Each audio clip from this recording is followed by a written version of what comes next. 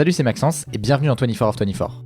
Aujourd'hui, je reçois Margot Bansillon, actrice qui a notamment joué dans le film Five, ou plus récemment dans la série De Grâce, rôle pour lequel elle a remporté le prix de la meilleure actrice au festival Sérimania. Salut Margot. Salut. Comment ça va ? Très bien. Cool, je suis trop content de te recevoir dans le podcast. Moi aussi, je suis ravie de l'invitation. Merci beaucoup d'avoir accepté. On a à peu près 1 heure ensemble. L'idée de la discussion, tu vois, c'est de revenir un petit peu sur ton parcours et ton actualité de 2024, notamment avec Machine. J'ai plein de questions sur toi, sur les rôles que tu as pu avoir. Mais je commence toujours par la même question pour tous mes invités, qui est quel a été toi ton meilleur souvenir en 2024 ? Le podcast va sortir mi-décembre, fin décembre, donc sur l'année écoulée. Quelle a été peut-être la rencontre, le jour, le fait marquant pour toi cette année ? Alors 2024, je dirais Festival de Sérimania avec justement la série Machine, où je suis allée du coup pour la première fois et où on a eu le prix de la meilleure série en compétition française. Trop bien. Ouais. Comment ça se passe typiquement à un festival comme ça quand vous gagnez ? Vous êtes toute l'équipe de la série au festival et vous allez tous sur la scène après ? Comment ça Là oui, parce que c'est vrai que quand c'est un prix pour la série, il y a les scénaristes, le réal, le producteur, les comédiens principaux qui montent. Et là, il y avait aussi d'autres comédiens qui étaient présents, donc on est vraiment tous montés, donc c'est hyper joyeux. Chacun se passe le micro, tout le monde est comme ça. En plus, pour la meilleure série, je crois qu'ils ont fait 3 prix pour qu'il y en ait un pour le producteur et un pour le scénariste, un pour le réal. Ouais. Donc c'était vraiment riche, quoi. Donc non, c'est des bons souvenirs d'équipe et de fêtes, donc c'est chouette. Quand tu fais une série comme Machine, ensuite tu vas à plusieurs festivals ou vous sélectionnez les festivals dans lesquels vous allez, vous répartissez entre acteurs, comment ça fonctionne ? Ça dépend. Déjà, il faut être accepté dans un festival. Oui. Je crois que tu peux pas être accepté dans plusieurs festivals, c'est-à-dire que si tu es à Sérimania, tu peux pas être à Cannes Série ou voilà, je crois que en fait ça se passe comme ça. Ouais. Où tu choisis celui que tu préfères, mais c'est pas moi qui choisis, c'est le producteur. Et puis après, effectivement, tu es invité en fonction des prix qui peuvent être décernés aussi. Ils invitent soit le scénariste, soit certains comédiens. S'il y a des prix de second rôle ou prix du meilleur acteur, ils invitent les gens en conséquence, quoi. Ok, trop bien. On va revenir sur Machine après. J'ai plein de questions parce qu'il est assez... Enfin, il y a plein de questions sous-jacentes à ton rôle dans Machine et à Machine en général. J'aimerais bien revenir et rembobiner un petit peu sur ta vie et ton parcours d'actrice et de comédienne. J'ai lu qu'il y avait une citation que tu as donnée à une prof de théâtre, je crois, quand tu avais 13 ou 14 ans, qui était « Un papillon cesse de voler, vole encore et encore », je crois. Est-ce que tu peux parler de cette citation-là et comment elle a résonné en toi à ce moment-là ? Je ne sais pas si c'était une citation, si c'est elle qui a créé ce petit mot. Mais en fait, j'avais, je crois, 14 ans. Je faisais du théâtre dans une association. Et c'était mes premiers souvenirs, cette période-là, souvenirs sensoriels, c'est-à-dire de vraiment ressentir quelque chose en jouant et de surtout sentir qu'il y avait un écho chez les gens qui pouvaient regarder. Et cette prof était incroyable pour ça parce que son regard m'a permis de me dire « Ah, en fait, ça fait quelque chose. Quand je joue sur scène et que je fais ça, elle ressent quelque chose. » Et quand on a fait le spectacle de fin d'année, elle était vraiment hyper mignonne parce qu'elle a écrit des petits mots à chacun. Donc chacun avait son petit mot d'encouragement ou tout ça. Et moi, c'était « un papillon qui ne cesse de voler, continue encore et encore ». Et c'est bête, mais en même temps, c'est quelque chose que j'ai gardé en moi comme un profond encouragement, quoi. Ça a été très en écho quand j'ai lu ce petit mot. Je me suis dit, mais en fait, ça résonne chez moi. C'est très fort. Ouais. Et du coup, ça m'a suivie à plein de moments. Je me disais, allez, je suis un papillon. Vas-y, vole encore. Et du coup, tu as volé jusqu'au cours Florent, je crois. Voilà. Notamment. Ouais. Comment ça s'est passé ? Parce que j'ai typiquement des copains qui ont voulu tenter une carrière dans le théâtre ou des études dans le théâtre. Et il faut peut-être aussi parfois convaincre les parents. Toi, est-ce que c'était un sujet pour toi de, leur prouver que tu voulais faire ça et que c'était OK ? Oui et non, parce qu'en vrai, ils m'ont toujours laissé assez libre de choisir et de faire ce que je voulais et tout. Donc, c'était pas un combat, en tout cas. Ouais. Mais ce qui est sûr, c'est qu'ils m'ont dit oui tout de suite, mais ils m'ont dit, tu veux pas quand même faire une petite fac à côté et tout ça ? Donc, j'ai dit, OK, je vais faire une fac de ciné, quoi, histoire d'être cohérente. Et en fait, je me suis inscrite au cours Florent et à la fac de cinéma. Et donc, j'avais des journées de ma boule. Et au bout d'une semaine, je me suis retrouvée complètement crevée. Je suis rentrée chez moi et j'ai dit, en fait, je vous arrête tout de suite. Soit je choisis un truc et j'essaye de le faire à fond, soit je vais me planter dans les deux parce que j'aurai pas le temps d'être bonne partout, quoi. D'essayer d'être bonne partout, quoi. Et donc, ils m'ont dit, écoute, c'est toi qui sais, c'est toi qui sais, on fait. Et j'ai arrêté la fac, ce qui m'arrangeait très bien parce que j'ai détesté la fac. C'est pas du tout pour moi. Ouais, pas du tout. Les amphis. Les amphis, me perdre et tout. Trop de monde, des gens différents tout le temps. Pas du tout mon truc. J'étais angoissée, c'était pas du tout moi. Ok. Donc, très bien. Les cours Florent, très bien. Les mêmes gens, 30 élèves, c'est parfait. Des petites salles sombres, parfait. Et donc, je suis rentrée au cours Florent et je m'étais dit un peu, moi, dans ma tête, ok, là, tu te fais un pari avec toi-même. T'as des parents très cool. Et je m'étais un peu mise de la pression toute seule. C'est-à-dire me dire, bon, maintenant, il faut que je leur rende la liberté qu'ils m'ont donnée. C'est-à-dire, je vais vous prouver que je suis capable et que je n'ai pas fait un choix vain, quoi. Donc, je m'étais dit, ma première target, c'était, ce serait chouette que j'ai le concours de la classe libre pour pouvoir me dire à la fin de l'année, bon, j'ai bien fait de faire ce choix. Comme des petits signes que je me mettais dans la tête, me disant, voilà, si ce signe marche, si ça marche, bon, ça veut dire que je suis sur le bon chemin. C'est quoi la classe libre pour le... C'est une classe qui est sur concours et qui te permet d'avoir la scolarité gratuite pendant 2 ans et surtout de travailler avec des intervenants. Donc, tu travailles avec des metteurs en scène, tu as des stages, c'est très, très, très riche, en plus de suivre le cursus de 3e année classique. Donc, c'était un luxe sur tous les plans, quoi. Ouais. Et donc, j'ai fait ça. Et j'ai eu le concours de la classe libre, donc je me suis dit, OK, yes, c'est un premier pas. Ouais. OK, je peux dire à mes parents, voyez, j'ai fait le bon choix. Ouais. Donc ça, c'était chouette. Et puis après, la vie a continué. Ouais. Quand on fait les cours Florent et qu'on sort typiquement des cours Florent, ensuite, la trajectoire, souvent, c'est quoi ? C'est de faire des courts-métrages d'abord pour se faire la main avec des metteurs en scène. Comment ça fonctionne et comment toi, tu as appréhendé ça, du coup ? En fait, je crois que sincèrement, il n'y a vraiment pas il y a pas un chemin. Moi, j'ai pas du tout fait de court-métrage au départ. J'ai eu la chance de rencontrer mon agent très tôt quand j'étais à l'école. Parce que comme j'étais en classe libre, il y avait des spectacles ouverts. Et donc, tu avais des agents qui venaient de temps en temps passer une petite tête. Voilà. Et donc, moi, j'ai rencontré mon agent comme ça. On a fait un rendez-vous. Et il s'avérait qu'à l'époque, il y avait des sites... je ne sais plus comment ça s'appelait, cinéaste.org ou un truc comme ça, je crois que ça existe encore. Et ils mettaient des annonces. Donc, tu avais des courts-métrages gratuits, courts-métrages d'école, ou tu avais des projets rémunérés. Et donc, je regardais là-dessus de temps en temps, et un jour, je tombe sur une série France 2. Voilà, et je me dis, attends, il faut que j'aille passer ce truc, faut que je tente, quoi. Et donc, j'appelle et je passe les essais. Et je passe les essais, je suis prise. Et c'est pile au moment où mon agent est venu me voir et me propose un rendez-vous. Et donc, je suis allée la voir en lui disant, bon, voilà, j'ai eu ce truc-là. Peut-être on peut faire une période d'essai ensemble. Et puis comme ça, avec ce projet, et puis on voit ce qui se passe, quoi. Et donc, j'ai eu vraiment beaucoup de chance parce qu'il y a une sorte d'alignement à ce moment-là qui a fait que tout a marché d'un coup. Et j'ai signé avec elle. Et puis, ça avait commencé, quoi. Trop bien. Quel est le rôle d'un agent auprès d'un acteur ou d'une actrice ? Alors, déjà, il te défend, il te propose des projets, il vient, il négocie tes contrats, donc il y a aussi tout un point de vue juridique et tout ça. Et puis, il t'accompagne tout au long de ta carrière à construire une carrière ensemble, à choisir les projets ou refuser les projets pour pouvoir aller là où tu as envie d'aller. Et puis après, il te protège vraiment sur tout le côté salaire, mais aussi tes droits ou tes besoins, etc. Il t'accompagne avec les productions. Donc, tu fais cette série sur France Télévisions ? Je fais cette série sur France Télévisions qui était, je crois que c'était pour France 2, si je ne me trompe pas. Ouais. Et ça s'appelait Tiger Lily à l'époque. Trop bien. Donc, première grosse expérience, j'imagine, de série ? Ouais, c'était marrant parce que c'était pas non plus un super gros rôle, mais je faisais Florence Thomasin jeune.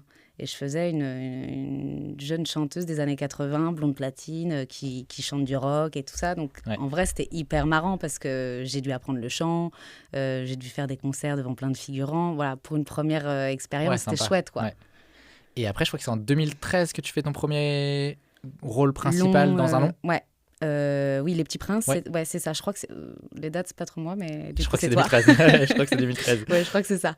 Donc ça, Tiger Lily, c'était 2012, je crois. Okay. Et l'année d'après, j'ai fait ça. Et donc là, tu passes sur un long métrage, sur un rôle principal. En plus, je crois que tu as été présélectionné pour les Césars, en plus, dans la catégorie Révélation. Oui, c'est vrai qu'il y avait ça. C'est vrai. C'est incroyable quand même. Ouais, c'était incroyable. Comment tu as vécu cette période-là, du coup ? Parce que j'imagine que avoir un rôle de premier plan dans un long métrage, c'est quand même assez significatif au départ, j'imagine. Ouais, c'est vrai, mais je ne sais pas si j'ai vraiment réalisé sur l'instant. Pour être honnête, en plus, c'était un tournage très sympa et où on était un peu une bande, après un peu de copains et tout. Donc, je ne l'ai pas vécu comme il y a les Césars. J'étais contente, mais je n'ai pas vraiment réalisé, quoi. Okay. Après coup, je me dis, ouais, c'était quand même chouette. Voilà, c'est un beau petit signe, encore une fois, c'est un beau petit clin d'œil qui dit continue. Ouais, continue de voler. Continue de voler. Trop bien. Et les Césars, ça marche comment quand tu es présélectionné, ils te disent bravo, tu fais partie des présélectionnés. Oui. Comment ça fonctionne ensuite? Tu vas à la soirée et tu sais si non, tu ne le sais pas tout de suite. En fait, je ne sais plus combien on est en présélectionné, si on est 10, 12, un truc comme ça. Et là, il y a un gros dîner, généralement, qui est organisé avec... tu choisis une marraine ou un parrain. Tu fais une sorte de petit clip avec tous les prénommés, je ne sais plus comment on dit. Tu fais un gros dîner, c'est très sympa. Et puis, je crois que c'est une semaine après où ils annoncent les nommés, où ils en gardent plus que 5 pour la fin, quoi, pour les Césars. Ouais. Et donc, tu as quand même été à la soirée, même si tu n'étais pas dans les 5 dernières Ouais, j'ai été à la soirée, c'était super sympa. Qu'est-ce qu'on a fait? On avait fait un petit clip, je ne sais plus ce que c'était, où on tournait dans des voitures, qui étaient très jolies aussi. Tout ça, c'était des expériences en vrai qui étaient fabuleuses. Hein. Tu te retrouves dans des lieux paradisiaques, tu as 19 ans, tu bois du champagne, on mange un petit four. Bon, tu te dis, c'est sympa cette vie. C'est cool. Ouais, c'est sympa. Okay. Et donc, c'est quelques temps après, je crois que tu joues dans Five, qui est du coup une grosse exposition, j'imagine, d'un coup au public. Je crois que ça fait 700 000 entrées, je regardais hier, c'est quand même assez important.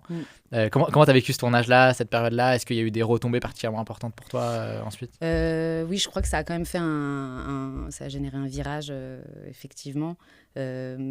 C'était super parce que c'est une bande exceptionnelle. Donc, c'était chouette de se rencontrer davantage là-dessus, de se retrouver. Eux, ils se connaissaient, Pierre, Igor et François, ils se connaissaient déjà super bien.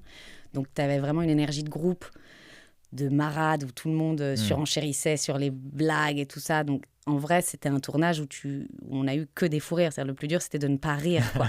Donc, j'ai encore des scènes où je me disais, mais comment je fais pour ne pas... Il faut pas que... La caméra est là, il faut pas que je bouge. Donc, j'avais le corps qui trempe parce que tu peux pas t'empêcher de rire.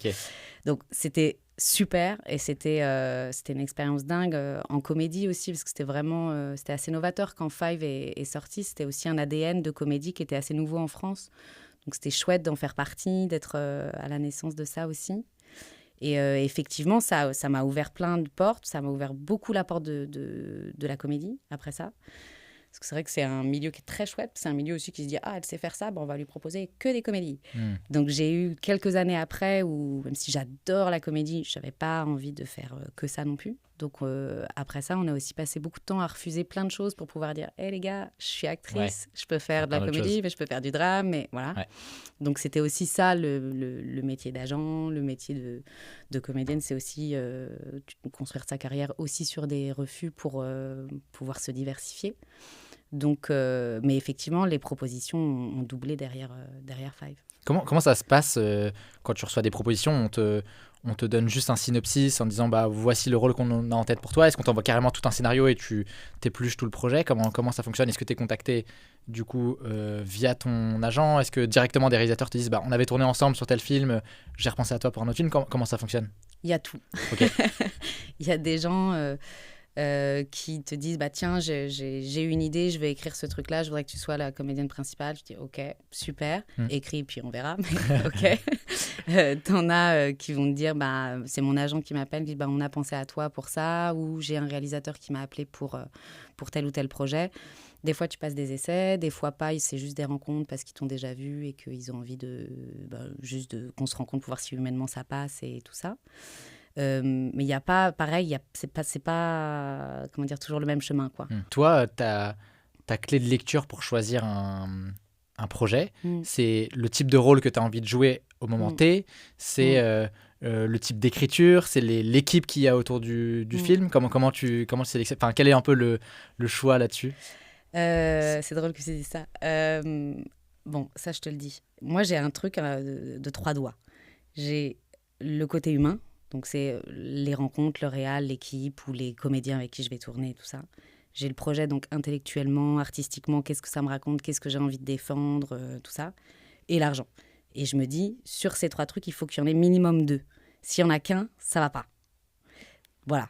Donc, tu fais la tambouille. Ok. Mais pour être honnête, c'est vrai que je me pose souvent la question de me dire qu'est-ce que j'ai fait avant, et du coup de ne pas essayer de faire une redite parce que ça m'amuse de faire des choses différentes et tout ça. Et effectivement, je marche beaucoup au coup de cœur. C'est-à-dire, moi, faire un projet que pour l'argent, je ne sais pas faire du tout. J'y arrive pas. Donc, il faut vraiment que j'ai un élan du cœur, qu'il y ait une rencontre, que ça me crée un écho en moi, que ça me donne envie de défendre tel personnage ou que l'idée globale m'attire, quoi, où je me dis, là, il y a un message, il y a quelque chose de fort. Et sur les personnages spécifiquement, est-ce que tu te rappelles le personnage où c'était très loin de toi en tant que personne et du coup tu as mis du temps à rentrer dans le personnage, à te l'approprier, et inversement, peut-être des personnages où tu as eu du mal à en sortir après? En fait, à quel point tu mets une distance avec le personnage? J'imagine que ça dépend pas mal des projets, mais est-ce que tu as des exemples de personnages où vraiment c'était très proche de toi, au contraire très, très éloigné, il y a eu un vrai travail, tu vois, d'appropriation du personnage? Ce dont je me rends compte bizarrement maintenant, un peu avec le temps, c'est qu'à chaque fois que j'ai accepté un rôle, il y avait un point commun entre le rôle et moi. Parfois, pas toujours conscient au moment où j'accepte, mais après coup, je me dis, ouais, bon, en fait, t'étais quand même un peu cette meuf, tu vois. Donc, il y a quand même quelque chose qui vient toucher ton intériorité, qui résonne, et qui fait que tu te dis, je peux mettre une part de moi dedans. Maintenant, c'est toujours plus intéressant quand tu dis qu'est-ce que je compose à côté surtout. Mais quand même, je crois qu'il y a les personnages que j'ai choisis, que ce soit sur une toute petite résonance ou une grosse résonance, il y avait toujours une résonance. Et le plus difficile, on va dire, le personnage le plus dur que j'ai fait, où j'ai eu du mal à en sortir, c'était Machine, mais parce que comme il y avait quelque chose dans le corps, parce que c'était on va dire, le rôle de composition que j'ai fait, qui était le plus une composition, quoi. J'avais des tics physiques qui restaient après. Donc, j'avais des trucs de menton où je me souviens que mon mec me disait, mais t'arrêtes, ce que tu fais là? Où je faisais, je rentrais, je faisais ça tout le temps, tu vois. J'étais là, qu'est-ce que tu veux, genre. Mais c'était même pas pour dire qu'est-ce que tu veux, mais j'avais des tics de menton, où j'avais des postures de corps, où quand je m'asseyais, d'un coup, j'avais des trucs d'épaule, ou tu vois. Ou dans le métro, je me souviens avoir des flashs de... Tu sais, tu rentres dans le métro et tu te fais tout un monde dans ta tête. Et moi, je regardais les gens et je me disais, OK, donc là, si jamais il y a un gars qui attaque, OK, moi, quel réflexe il me reste là? Donc là, j'ai telle prise, j'ai tel machin. Donc j'étais, tu vois, dans une sorte de... J'étais sur mes gardes tout le temps, avec une sorte de vivacité qui me disait, OK, t'es prête à bondir? Donc ça, c'est resté, j'avoue, c'est resté quand même bien 3 mois, quoi. J'ai mis 3 mois à sortir de ça.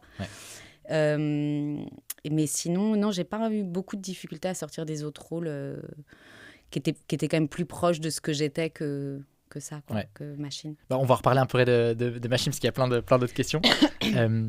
Sur les rôles et comment tu te les appropries, comment ça fonctionne une session de travail en amont d'un tournage? Donc j'imagine que tu as le scénario. Est-ce que tu travailles avec le metteur en scène? Est-ce qu'il y a des répétitions avant? Comment ça fonctionne? J'imagine que tu n'arrives pas tout de suite sur le tournage et c'est parti. Comment ce travail d'appropriation s'effectue? Sur Machine spécifiquement ou en général? Ça dépend vraiment des rôles. Après, effectivement, quand il y a des choses physiques à faire, par exemple, j'avais fait un projet d'Alain Tasma où je devais faire de la voltige équestre.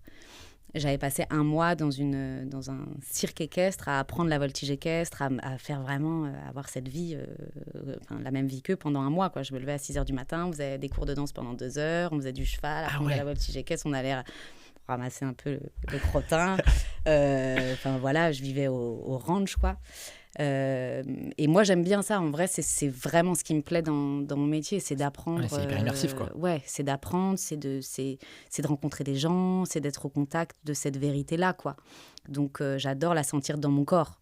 Donc, plus j'ai de choses à apprendre, plus c'est des rôles qui me permettent ça, plus j'ai envie d'y aller. Et Machine, par exemple, effectivement, là, il y a eu tout, vraiment, il a fallu que je me fasse un corps physique, donc il y a eu tout l'entraînement sportif où moi, j'avais pris des cours avec un prof de boxe thaï pendant 3 mois plus du renforcement musculaire et tout ça pour que j'ai un peu d'abdos et qu'on se dise, OK, la nana peut être une ancienne militaire. On y croit, c'est OK. Je peux croire qu'elle met une mandale. Donc ça, j'ai fait ça pendant 3 mois. Et après, pour le coup, je me suis formée avec des cascadeurs. Donc on a fait, mais c'était pas si long que ça bizarrement cette formation, mais on a fait 1 semaine de formation pure et dure cascade et après 1 semaine d'apprentissage des chorégraphies. Et on n'avait pas pu voir toutes les chorégraphies, donc après c'était pendant 2 mois et demi sur le tournage où je venais 1 heure avant et puis on se faisait les chorés et tout ça quoi. Ouais, il y a une vidéo où on te voit faire une chorégraphie dans le camion. Ouais. Et d'ailleurs, tu mets un vrai coup sans faire exprès parce qu'il y a un problème de coordination, je crois. C'est fou comment ça fonctionne. Est-ce que tu as pris goût à ça là? J'ai adoré ça. Ah ouais. Vraiment, après, je pense que j'aimais déjà bien les sports de combat. J'en avais fait 1 fois quand j'étais en 3e. J'avais dû faire je sais plus, c'était boxe anglaise, je crois. Okay. Et j'avais déjà bien aimé ça. Mais c'est vrai que c'est un truc qui me parle, d'être dans le moment présent. T'es obligé de... En même temps, c'est très spirituel, les sports de combat. Ouais. Il y a beaucoup de choses. Il y a le physique, mais tu dois être présent, tu dois en même temps anticiper. Ça demande d'être hyper avec ton partenaire, enfin, tout ce que j'aime. Donc, effectivement, en plus avec l'équipe de cascadeurs de Manu Lanzi qui était extraordinaire, c'était du petit lait, quoi. Ouais. Donc, j'ai pris beaucoup de plaisir. On n'a pas arrêté de faire... dès qu'on avait des petites... des entraînements le matin. Moi, j'étais là, bon, OK, vas-y, continue à m'entraîner, continue à m'étirer. Qu'est-ce qu'on apprend? Fais-moi plus, quoi. Je voulais toujours plus, tu vois. Ouais. Il me disait, allez, on fait un petit uppercut. Je dis, bon, l'uppercut, on a déjà fait. Typiquement, c'était un des prérequis, je crois, du réalisateur, que les personnages fassent leur propre cascade. Toi, c'était du coup pas un sujet et t'étais en mode, let's go, ça me va. En fait, Fred, c'était notre 4e collaboration, Fred Grivois. Et donc, c'est vrai qu'il m'en avait parlé bien en amont en me disant j'aimerais que tu fasses ce projet. Il était en écriture. Et il m'avait dit je veux que tu fasses tes propres cascades. Donc moi, évidemment, je dis oui, ça m'excite. Mais c'est pas parce que tu dis oui que tu sais que tu vas en être capable. Et donc, j'avais quand même cette conscience de me dire je veux bien m'engager, mais il faut quand même qu'on soit sûr que mon corps y suive et que ce soit mes mouvements. Parce que même si j'avais envie, je peux être danseuse. Et puis en fait, on se dit, bah non, c'est une danseuse, pas du tout, tu vois. Ouais. Donc, c'était quand même un pari. Et il s'est avéré que mon corps a suivi, et heureusement. Mais c'était pas gagné, c'était pas spécialement gagné d'avance, même si j'en avais très envie, quoi. Ouais. Tu te rappelles une cascade qui était particulièrement difficile à réaliser? Bah, sauter du toit. Ouais. Sauter du toit, gros dossier. Quand même, quoi. Et super excitant, hein. Vraiment, je regrette pas de l'avoir fait.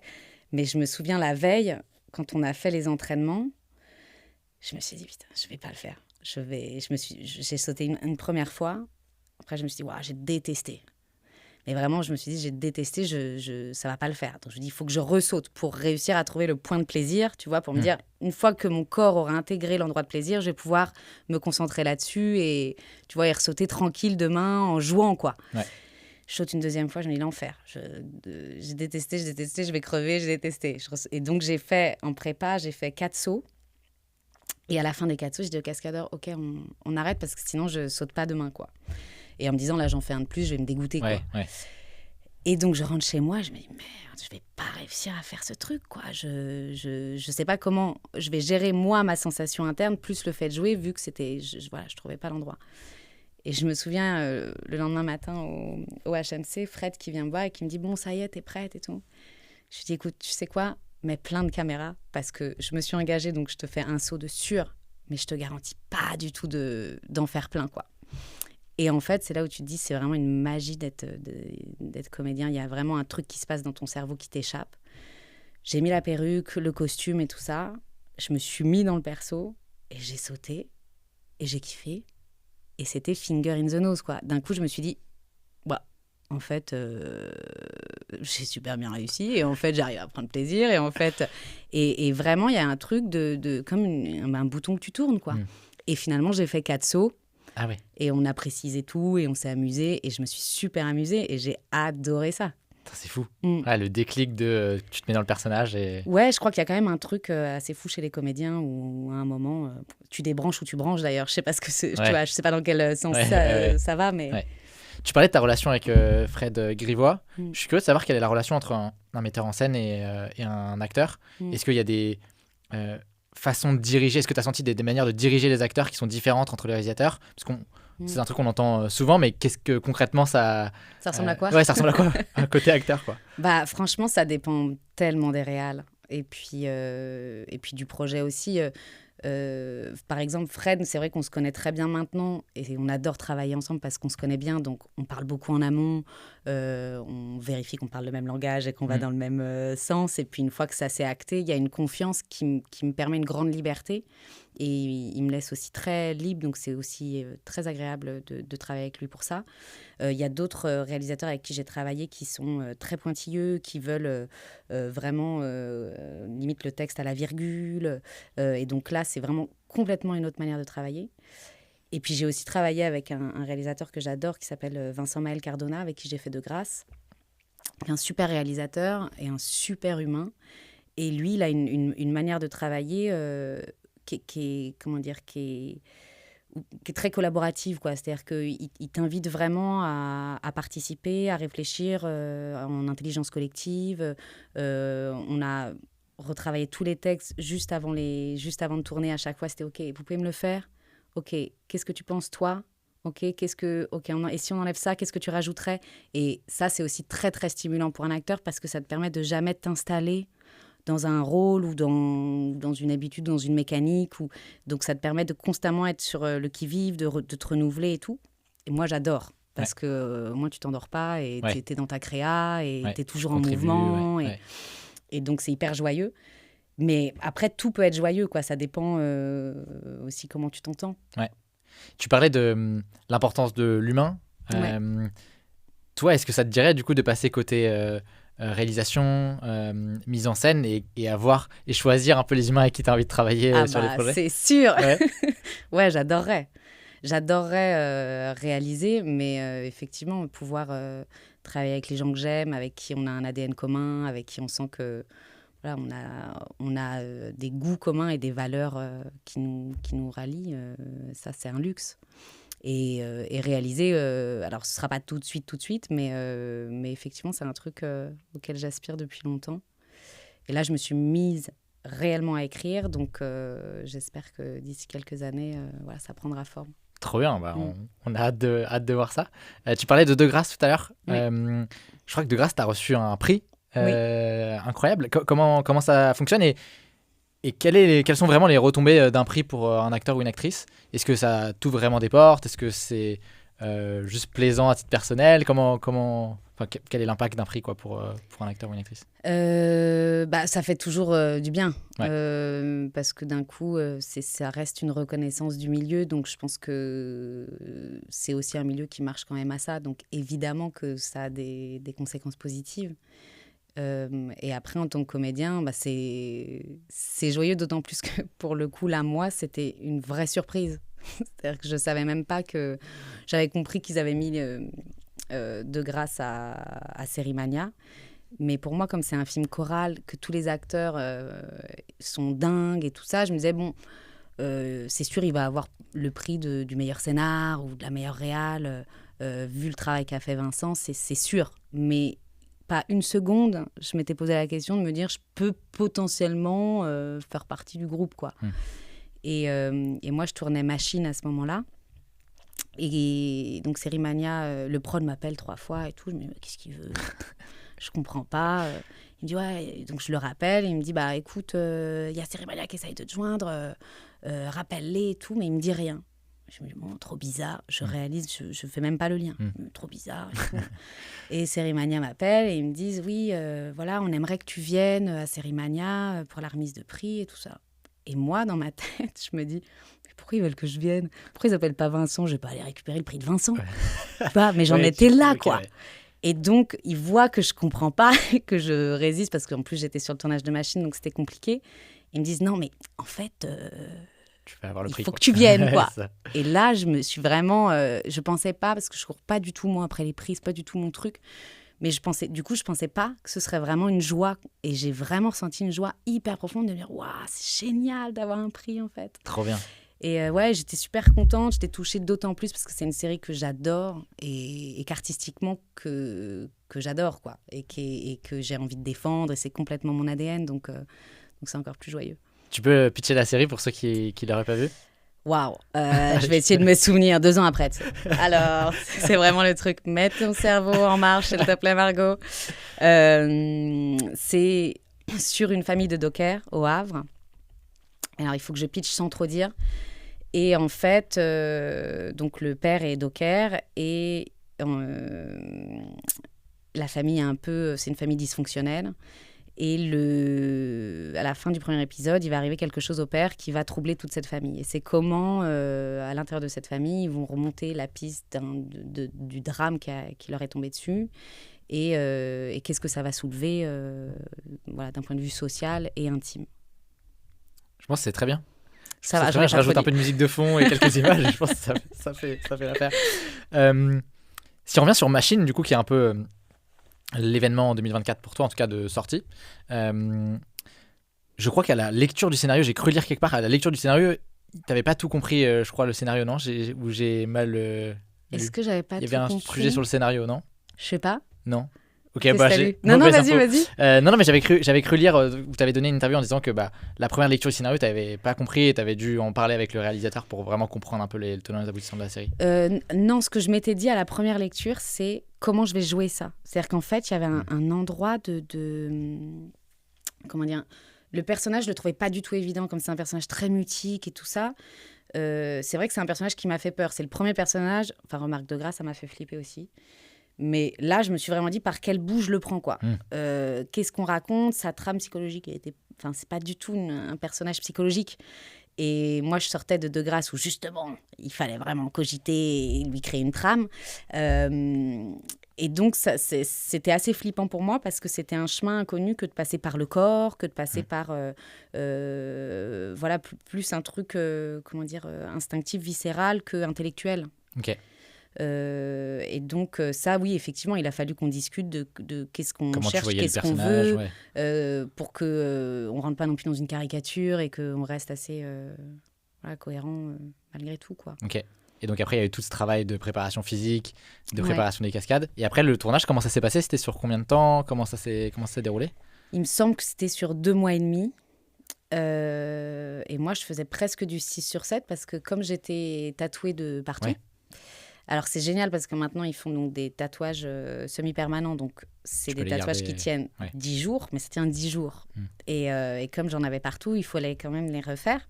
Et pour les refaire, moi, ça prenait une journée, quoi. Donc, un samedi sur 2, je me faisais la journée sur le canapé à me faire faire les trucs et tout ça. On a tourné à Reims et c'était génialissime, mais c'était des journées très, très longues, quoi, très denses.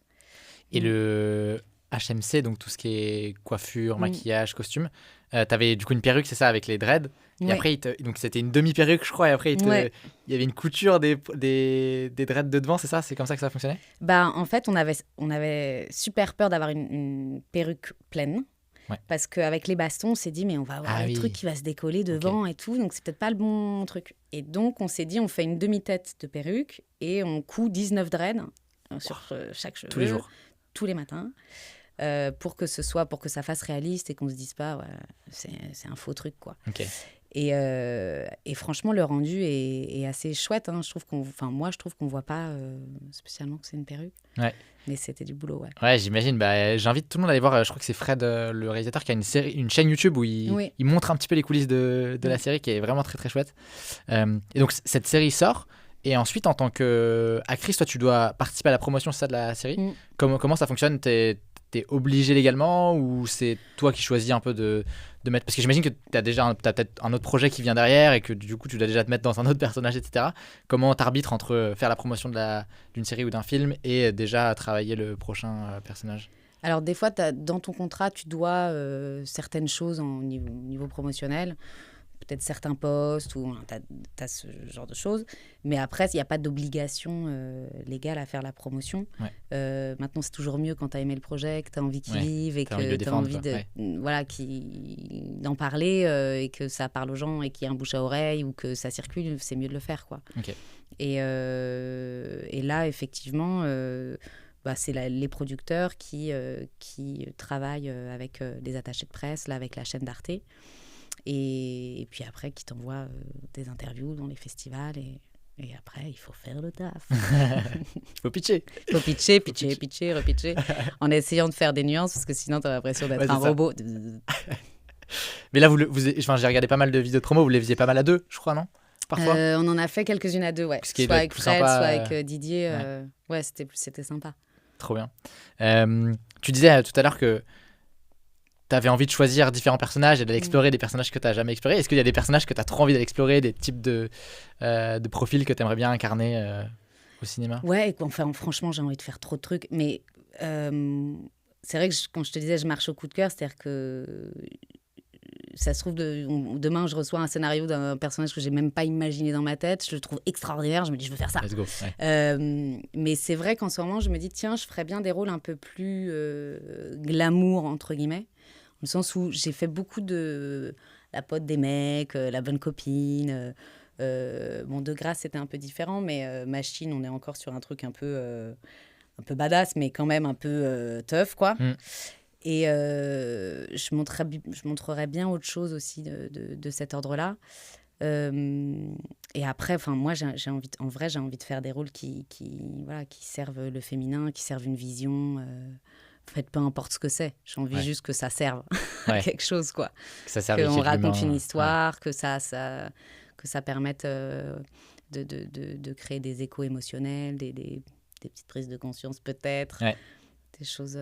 que ça fasse bouger. Trop cool. Qu'est-ce qu'on peut te souhaiter pour l'année 2025? Le podcast va sortir mi-décembre, fin décembre.